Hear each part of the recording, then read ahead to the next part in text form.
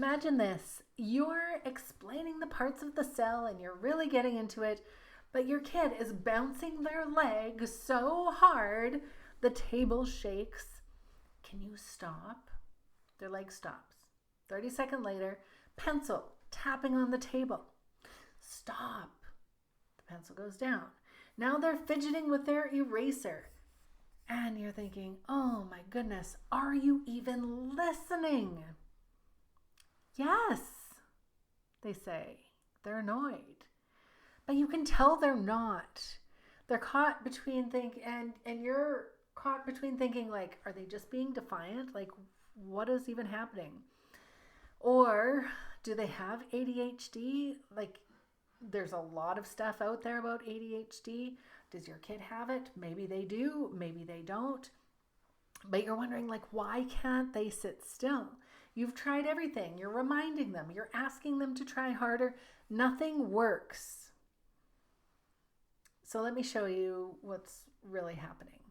Now, this is assuming that they don't have ADHD and there's other stuff going on, just to clarify that. But if not, there's something that can help them focus. And even if they have ADHD, this will be helpful too. If we haven't met, I'm Marina Joy. I homeschooled my 3 daughters through middle school, high school, and all while I was working from home. And I spent way too long thinking my kids were being difficult when they couldn't sit still. It turns out I was asking them to do something their bodies literally couldn't handle, and maybe you're doing the same. So here's what's happening. Middle school, their bodies are growing fast, like really, really fast. You might notice sometimes they are extremely tired, and then you're buying new clothes in new sizes. Like between the ages of 11 and 14, they're going through this huge growth spurt, the biggest growth spurt since they were toddlers. And when they are growing that fast, they need to move. It's not a choice. It's their biology. They have to move. Their muscles are stretching. Their bones are lengthening. Their coordination, you might notice, sometimes is good, sometimes is not so good. It's adjusting. They might be klutzy as they're growing into themselves. So when we ask them to like sit still for extended periods of time, it's like torture. Now think about it. Think about the last meeting that you sat in for an hour. Did you get fidgety? Did you shift in your seat? Did you want to stand up and like stretch? Now take that and multiply it by like 10. That's what your middle schooler is experiencing. So when you try to force them to like sit still, their brain literally can't focus. All of their mental energy is going into saying like, okay, don't move, don't move, don't move, pay attention, pay attention, pay attention. And it takes so much energy to try to pay attention that they're not actually grasping what you're saying. It's too many things. Something's got to give. So usually it's the focus, which is why you have the bouncing leg or the, twirling of the pencil or fiddling with anything. It's like asking them to pat their head and rub their stomach while jumping up and down and reciting their favorite poem. There's too many things at once. Something's got to give, and it's focus. Focus, gone.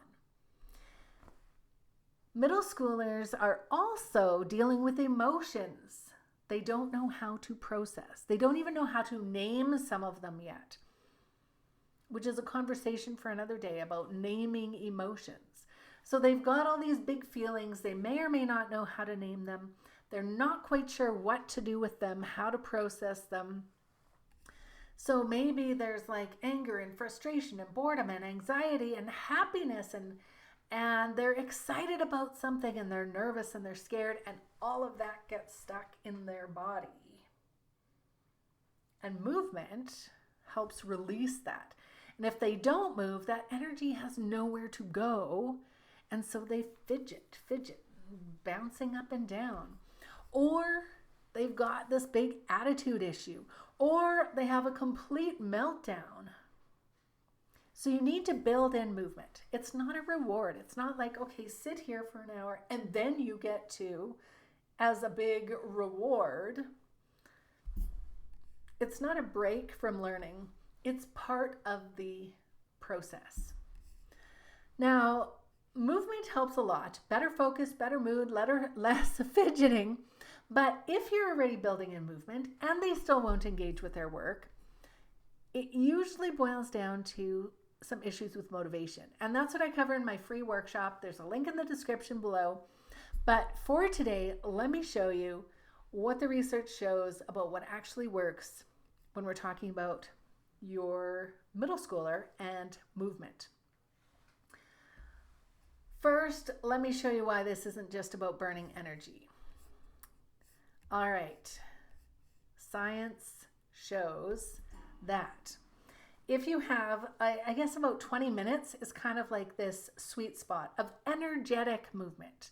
Like, I'm not talking like nonchalantly shuffling along for 20 minutes, but get your heart rate up and you're actually moving. But after that 20 minutes of vigorous exercise, you might not want to call it exercise, that has such a bad connotation. But after some vigorous movement of some sort for 20 minutes, they're not going to be ready to like plop down and do their math. What it shows is, I've been doing a ton of research on this stuff. It's really interesting. So you do that and then take a little time to do a quieter activity. So maybe they're going to sit and read for 15 minutes or draw or something. And it just kind of resets.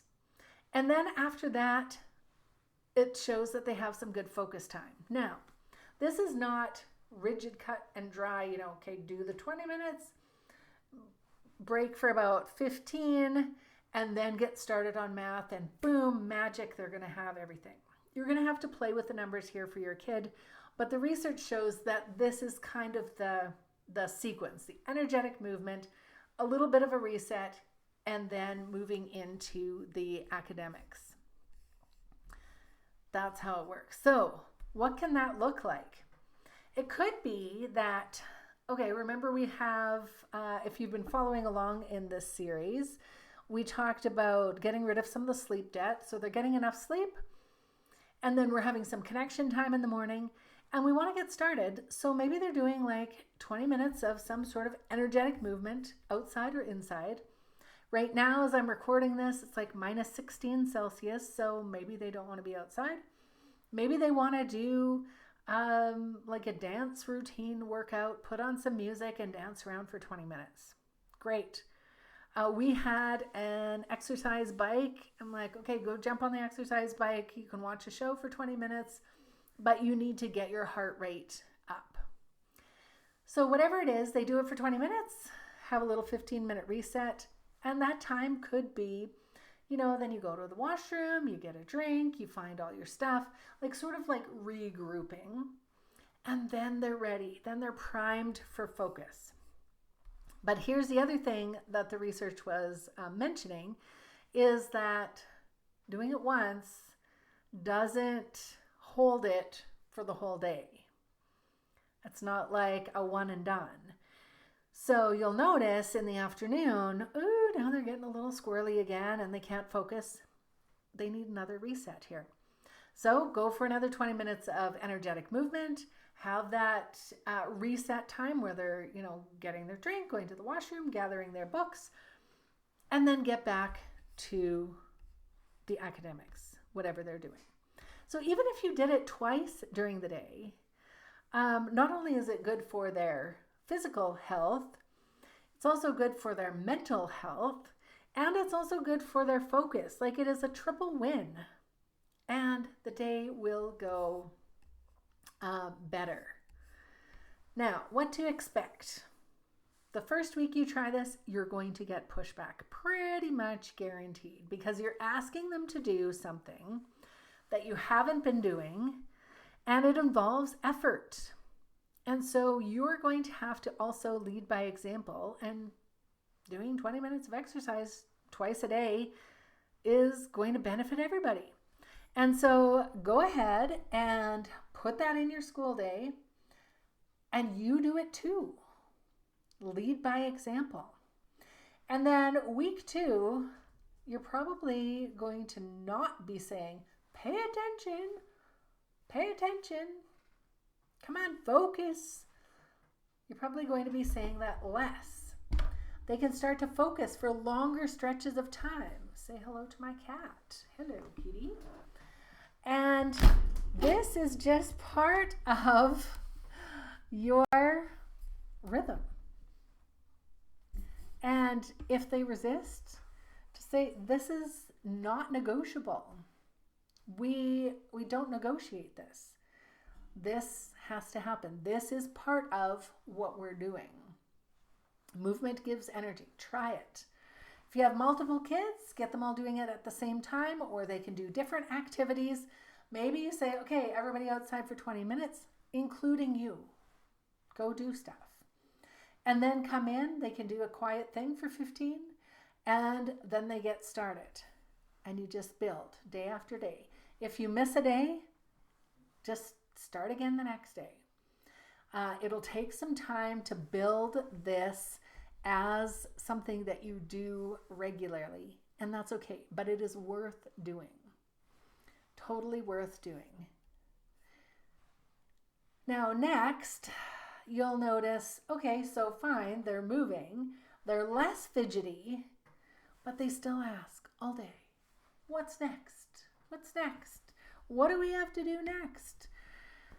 And your brain is going, oh, how do I have to manage all of these schedules? You're like the cruise director, telling them every single minute what needs to be doing. And that's because there's not a rhythm to the day. There's no predictable pattern. So in the next video, and I'll post it somewhere up here, I'm going to show you about anchor times. And 3 anchor times that stop this question of like, well, what's next? What's next? So that you don't have to manage every single moment of the day. Again, the link will be up here somewhere or down here, but go ahead and watch it, and I will see you over there.